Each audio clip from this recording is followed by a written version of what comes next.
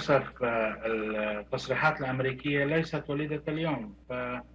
فسابقا الرئيس الأمريكي بايدن قال ذات التصريح الذي قاله الجنرال الأمريكي، وقبله ترامب، وقبله بوش، وكل المسؤولين الأمريكيين دائما يلوحون بهذه التجمعات التي تجري في أفغانستان لتنظيمات متشددة مثل القاعدة وداعش وغيرها.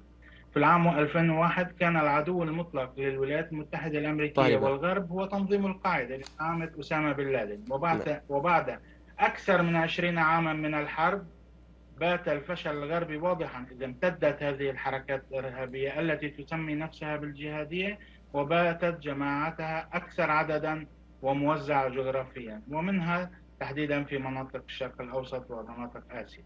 كان الدخان آنذاك لا يزال يتصاعد من برجي مركز التجارة العالمي حين أطلق الرئيس الأمريكي آنذاك جورج بوش ما سماها الحرب ضد الإرهاب.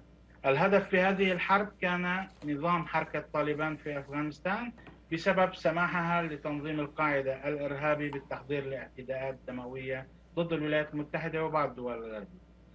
نعم. وبعد سنتين وانتصار لاحق آنذاك، أعلن بوش تحديدا في يناير 2003 على ما أعتقد في خطابه التقليدي حول حالة الاتحاد العسكري أنه في أفغانستان ساهمنا في تحرير شعب مضطهد وسنواصل مساعدته في جعل بلاده آمنة وإعادة بناء مجتمعه وتعليم أولاده. لكن التاريخ لم يصغي إليه، وأقصد بوش، حيث استعادت العام الماضي طالبان كابول وأفغانستان وأعادت فرض ما سمتها الشريعة الإسلامية.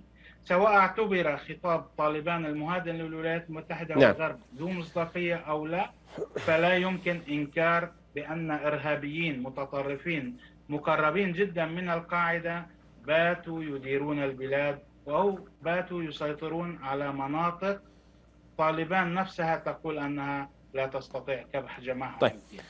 واضح. بالتالي هذا أكبر دليل بأن الولايات المتحدة وحلفائها